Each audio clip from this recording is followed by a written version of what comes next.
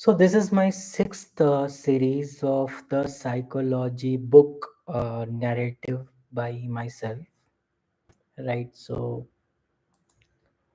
I'll start with a story first, and then we will go through the narration phase, which I've made it very simple for you. So, hello everyone, my name is Vivek Sani, and I am here in this particular channel, Engineering and Cubicle, and I'm walking you through the very simple form of narration done by me from the book, the psychology book, where we break down complex ideas and historical concepts one topic at a time. And today we are deep diving into the world of psychology again, exploring some fascinating concepts and starting with a story. Then we will go through the concepts, right?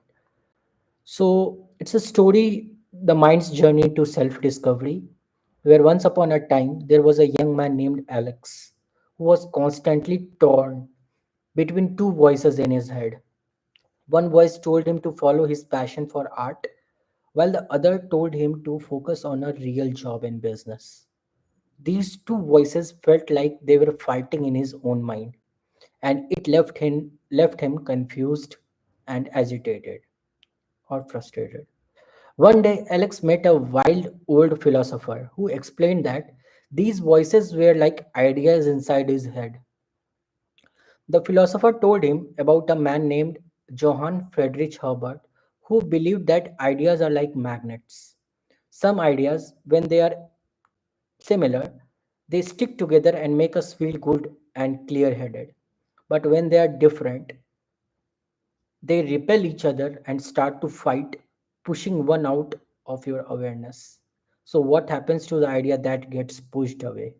Alex asked. The philosopher smiled. It doesn't disappear, he said. It just gets buried in your own unconsciousness mind, waiting to pop back up when it finds the right moment. It's like trying to push down a beach ball in the water. It keeps trying to rise up. Alex thought about it and realized that both of his conflicting ideas, art and business, were pulling at him. He felt trapped, not sure which path to follow. Then the philosopher told him another story, this time about a man named Kierkegaard who had an even deeper question: who am I really? Kierkegaard believed that many people feel sadness or despair because they are not living as their true self. They try to become something they are not. Just like Alex was trying to fit into the idea of being a businessman, even though his true passion was art, right? Kierkegaard said that only way to stop this feeling of sadness is to accept who you truly are, even if it's not what society expects from you. This I've also read in some other book. So I was reading one more book, and I'm just jingling that thought here. So it's all about thinking and thought, right? So that's again a different topic. I will cover that in another chapter. So yeah, so Kierkegaard said that only way to stop this feeling of despair is to accept who you are truly, even if it's not what society expects from you. So Alex said that sounds scary. What if my true self is not good enough? The philosopher nodded. It can be scary, he said, but living a life that is not true to yourself is even scarier. To be happy, you must embrace your true self, whatever they may be. Alex thought about it long and hard. He realized that trying to be someone he wasn't was only causing him more stress and confusion. Slowly but surely, he started to accept that being an artist was who he really was, and that is was okay to follow that path even if it wasn't what others expected out from him. In the end, Alex found peace, not because he stopped having conflicting ideas, but because he learned to listen to the one true voice inside him the voice that was his authentic self. So, what's the moral of this story? We all have different ideas fighting in our minds, but to find true happiness, we must accept who we really are. Just like Alex. Ideas might push and pull, but when we stop pretending to be someone else, that is when we start to find peace.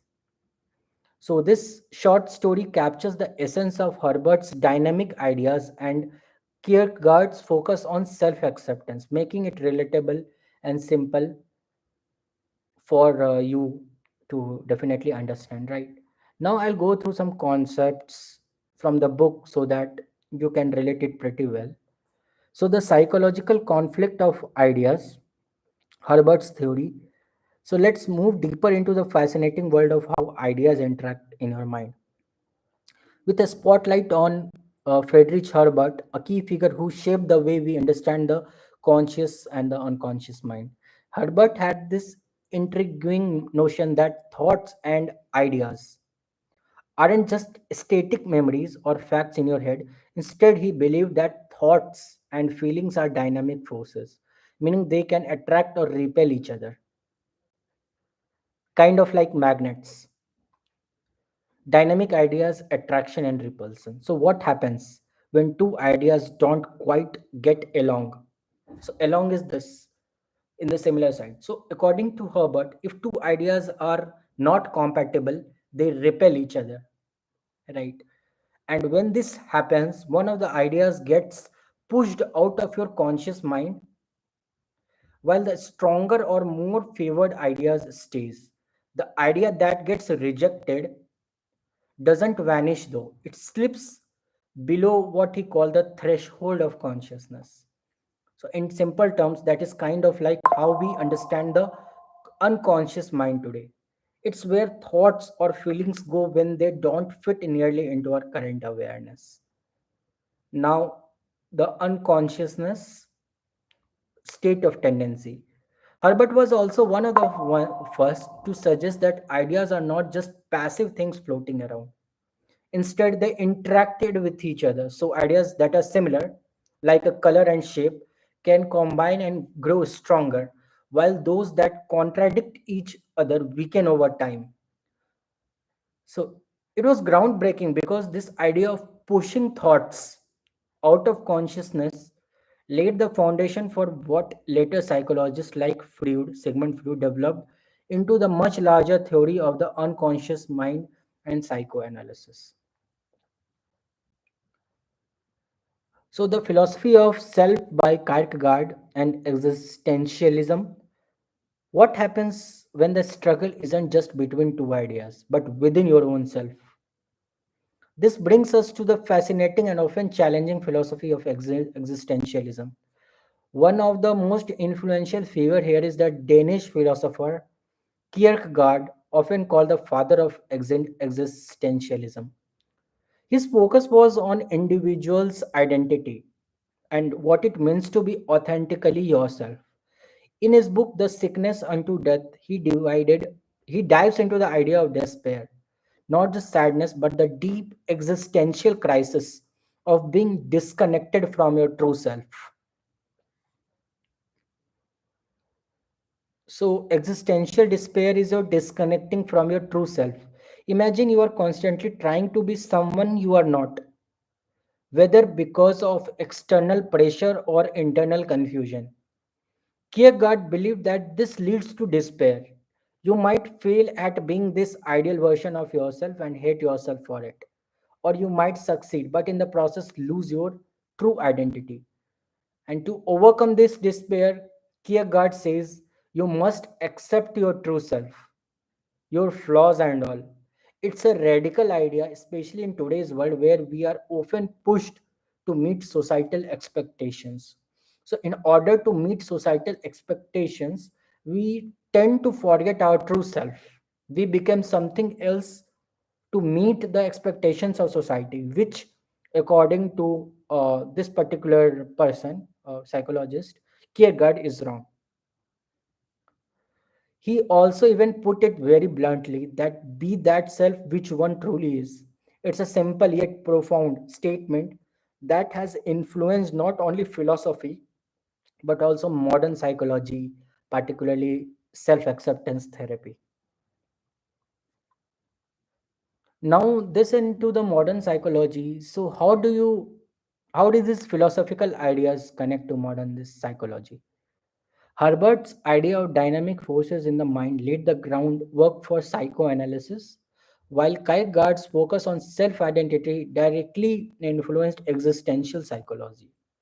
For example, therapists at this point, this today, still use the concept of self-acceptance when treating patients dealing with anxiety or identity crisis. In the 20th century, these ideas evolved even further through figures like Rogers and May, who brought existentialism into therapy, focusing on helping people accept themselves and find meaning in their lives.